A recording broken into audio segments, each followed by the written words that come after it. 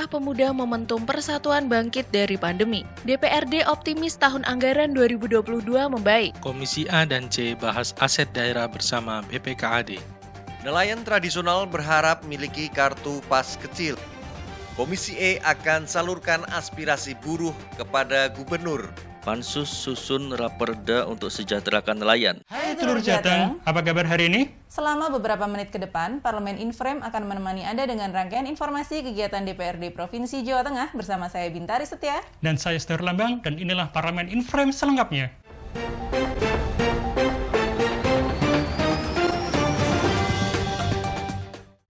Dalam dialog radio di Sukoharjo dan Solo, DPRD menilai kaum muda mampu membuat perubahan, sehingga diharapkan bisa menggerakkan masyarakat agar bisa bangkit dari pandemi ini.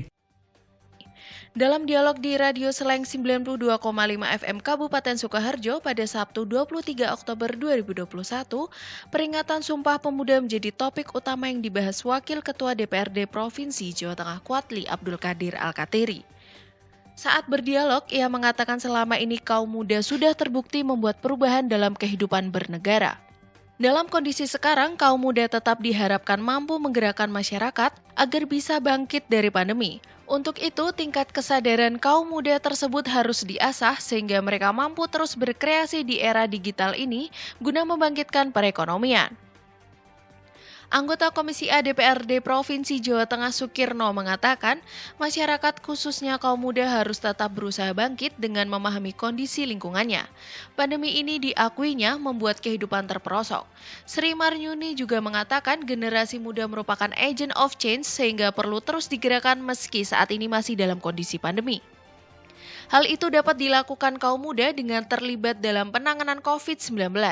Bahkan kaum muda juga dapat menjadi agent of development yang mampu membuat perusahaan dalam revolusi industri 4.0. Dari situ kaum muda otomatis menjadi agent of solution, yakni mampu mensejahterakan keluarga dan masyarakatnya. Dalam penyusunan APBD 2022, DPRD tetap memedomani Permendagri nomor 27 tahun 2021 melalui sejumlah tahapan. Wakil Ketua DPRD Provinsi Jawa Tengah Sukirman bersyukur kelembagaan wakil rakyat mampu mengawal sejumlah agenda penganggaran untuk masuk pada pembahasan RAPBD 2022.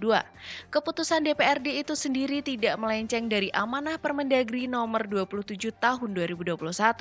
Demikian disampaikan Sukirman saat mewakili Ketua DPRD Bambang Kusrianto guna menutup bimbingan teknis DPRD Jateng perihal implementasi Permendagri nomor 27 tahun 2021 tentang penyusunan APBD 2022 pada Selasa 26 Oktober 2021. Dikatakannya sejumlah kebijakan politik yang menjadi komitmen DPRD sesuai Permendagri tersebut, yakni dukungan anggaran guna pengentasan warga dari kemiskinan dan pemberdayaan ekonomi pasca pandemi COVID-19.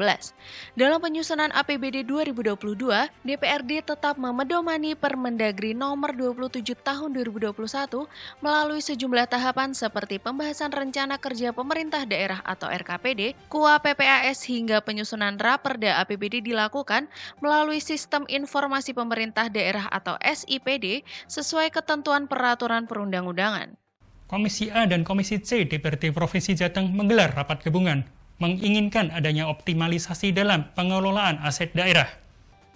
Komisi A dan Komisi C DPRD Provinsi Jawa Tengah menggelar rapat gabungan membahas pengelolaan aset daerah bersama Badan Pengelola Keuangan dan Aset Daerah.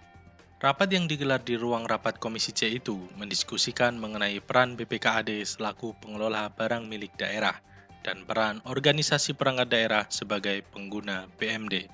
Dijelaskan oleh PLT Kepala BPKAD Provinsi Jawa Tengah, Dwianto Priyonugroho, dalam pengelolaan BMD, pihaknya memfasilitasi OPD sebagai pengguna BMD. Selain itu, BPKAD mengkoordinasikan penatausahaan BMD dalam rangka penyusunan laporan keuangan pemerintah daerah atau LKPD untuk mempertahankan opini wajar tanpa pengecualian dari BPK. Mendengar hal itu, Wakil Ketua Komisi C DPRD Provinsi Jawa Tengah, Srianto Saputro menilai pengelolaan aset tersebut perlu diperjelas lagi, sehingga mampu menghasilkan keuangan untuk daerah.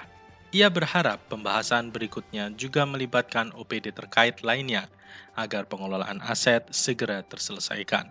Sementara itu, Ketua Komisi A DPRD Provinsi Jawa Tengah Muhammad Saleh meminta OPD terkait untuk memberikan data-data rinci mengenai BMD. Karena itu, ia menilai tidak cukup hanya mengundang BPKAD, tetapi juga OPD lainnya. Kesatuan Nelayan Tradisional Indonesia berharap DPRD Provinsi Jawa Tengah dapat mendorong pemerintah untuk bisa mengeluarkan kartu pas kecil bagi mereka agar mendapatkan subsidi BBM. Kesatuan Nelayan Tradisional Indonesia berharap DPRD Provinsi Jawa Tengah dapat mendorong pemerintah untuk bisa mengeluarkan kartu pas kecil bagi mereka agar mendapatkan subsidi BBM. Masalah itu mengemuka dalam pertemuan dengan Wakil Ketua Komisi D Hadi Santoso saat berdiskusi. Perwakilan nelayan Slamet Ari Nugroho mengatakan selama ini nelayan tradisional tidak memiliki kartu pas kecil. Untuk mendapatkan kartu pas kecil itu, nelayan harus merogoh kantong untuk biaya administrasi 400.000 per lembarnya sehingga dinilai memberatkan para nelayan.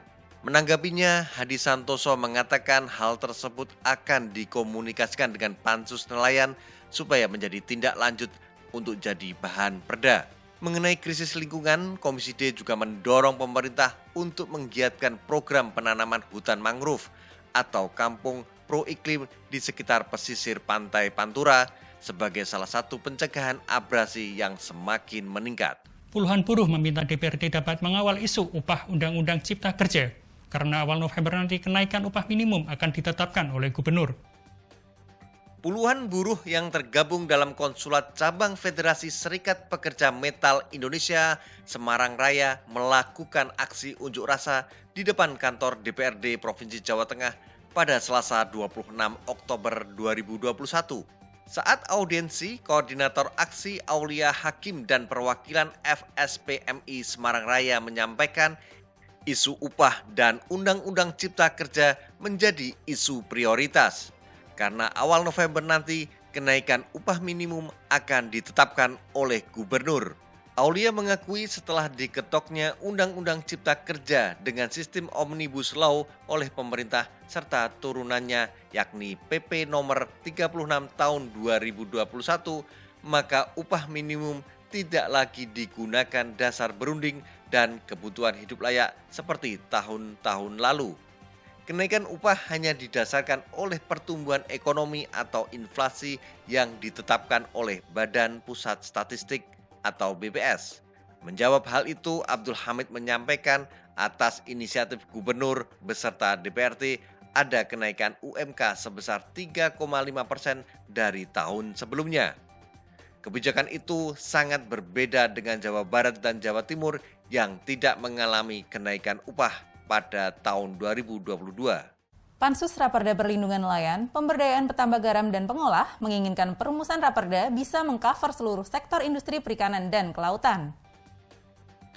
Panitia khusus Pansus Raperda Perlindungan Nelayan, Pemberdayaan Petambak Garam dan Pengolah menggelar rapat dengan jajaran dinas terkait, salah satunya Dinas Kelautan dan Perikanan dan Perwakilan Kesatuan Nelayan Tradisional Indonesia atau KNTI. Pada kesempatan itu, Ketua Pansus Riono menginginkan perumusan Raperda bisa mengcover seluruh sektor industri perikanan dan kelautan.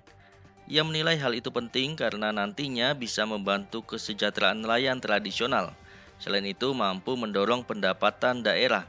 Anggota Pansus Nurul Furqon juga menyampaikan perhatiannya pada kondisi petambak garam saat ini. Ia melihat kondisinya cukup memprihatinkan karena belum ada patokan harga pasar yang sesuai. Saya Bintari Setia. Dan saya Ster Lambang. Terima kasih atas perhatian Anda. Salam Berlian TV. Aspiratif, informatif.